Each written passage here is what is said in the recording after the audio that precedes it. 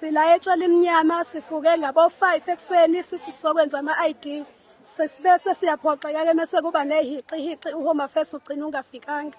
Kubuhlungu kakhulu ngoba asikwazi ukusebenza asinawo ama-ID. Siyafisa engathi singakwazi ukuthi sisizakale siwathola ama-ID. Nabantu abadala abafikile la bangakwazi ukuthola ama-ID bazibabulawa indlala abantu.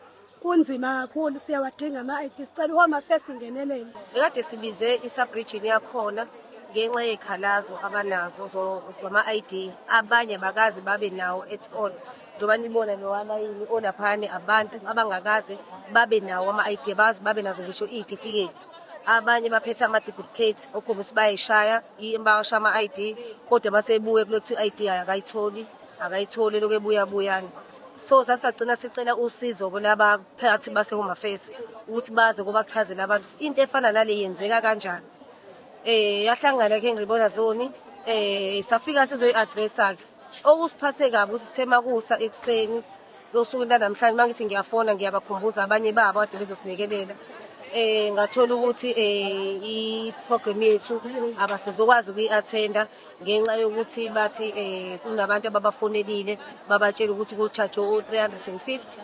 Labo 350 esingabazi and nomphakathi esithe simasubuza asibawazi labo 350. Lo mnyakazo lo ubumnyakazo muhle only if uHome Affairs ubuzoza kuthina abahlali uzobuza kuthina ngendaba lo 350 okuthiwa sibabhubhisiwe akho sente esilikhokhile la. Sikhokha imali zethu zokugibela ngoba thina siyohlangabeza usizo ukuze kuthina qha.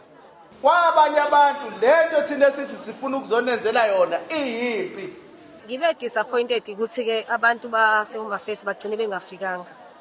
Abantu sebeqoqiwe begcwele ihall. Ukubuhlungu nawo khona nabantu abadala, khona abahamba ngama-wheelchair, khona nabahamba ngenduku. Khona nabaqule emotweni abangena ngisho nalawo ma-wheelchair. Kodwa engikwenzile njengamanje ngoba angikwazi ukuphinde ngishiye umphakathi wakithi useyinkingeni kanje. Njengamanje kunama-register form esiba-registrisa kuwona ukuthi umuntu ongena-ID ongakaze abe nayo abhale eceleni inkinga yakhe nezinto zakhe. Nowa kwaba nayo engasaphumi nongenaso qoba isitifiketi sibahlukanise ngama-department kanjalo ukuthi benze kanjalo. So mangisuka la ngilile lamafomu mangisuka la ngizophinda khona eHome Affairs.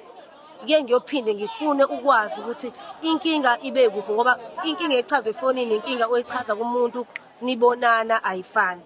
So ngizophinda khona eHome Affairs sengiwaphethe wonke lama register form bathe ukuthi bangaka abantu ade sinabo abangakazi babe nama-ID. Bangaka abantu ade sinabo abangakazi babe netifiketi. Bangaka abantu ade sinabo abathi baba nama-ID but aseyalahleka basebewashaya manje bathi ama-fingerprint abo awaphumi. Yenzeka kanjani into efana nalokuthi i-ID ufike ube nayo uze ube nane-copy ye-ID kodwa mase uyayifuna kuthiwa ayikho ube ne-duplicate kuthiwa kodwa i-ID ayikho. So izinto engifuna ukuthi sengathi ngakwazi ukuthi eHome Affairs bangichazele kahle ngazo. Hayi ngokulwa but ngizobe ngicela bangichazele ukuthi kwenzakalani. Okokuqala thina uHome Affairs siwuthola usithosa kanzima. Okokuqala lokho engizokusho. Isizathu esibanga ukuthi ngisho njalo uya-apply ngale ndlela yakhona le ugcine ungazange uzukwazi ukuthi ushaye i-ID. Uma ngicabanga lengane njengoba niyibona isuka la sekuka-4 ngizama ukushayela i-ID. Angeke sizostehle.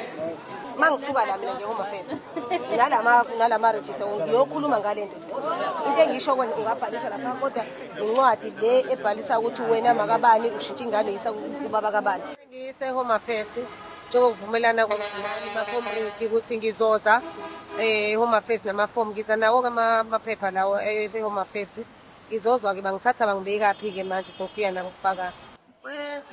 Kweshezi ngithi ngi-update-ele njengoba kade ngitshele kade ngiqala. Njengamanje ngiqeda ukusuka eHome Affairs ngise-restaurant thizeni namade ngisathi ngiyodla nekusila ngiprogram.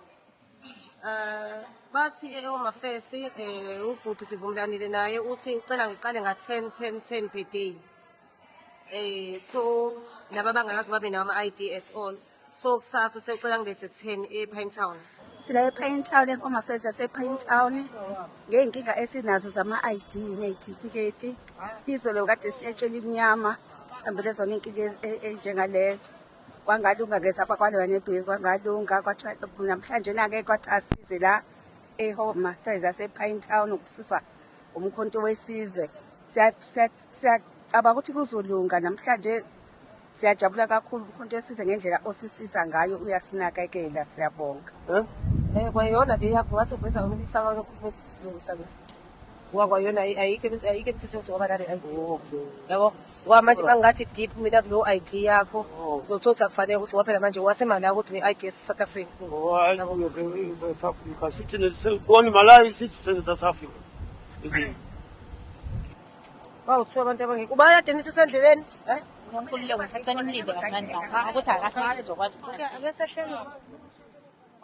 Namhlanje sihlangene sisuka eWard 12 bekade kunabantu umphakathi besihambe nawo siwuse etshela umnyama kwangenzeka kwase kuba nama arrangement ukuthi kuzothathwa abantu abawu10 abasuka eWard 12 abazosizwa la kaHome Affairs. Home Affairs ugcinile izolo ungafikanga so siwumphakathi kwandengezi wa 12 sacela ukuthi umphakathi siwulethe la uzothola ukusizakala ngama ID nangama certificates abo.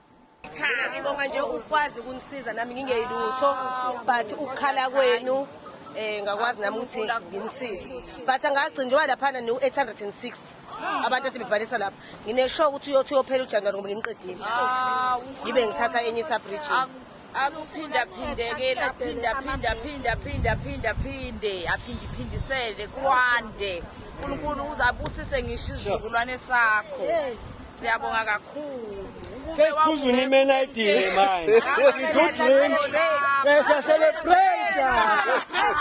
As you are 12 sithi nje celebration.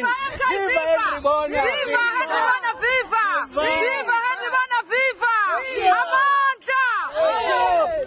Siyabonga kakhulu usizo nje sesilitholile as iMK ye Ward 12 nabo abantu bonke usizo bayalithola siyabonga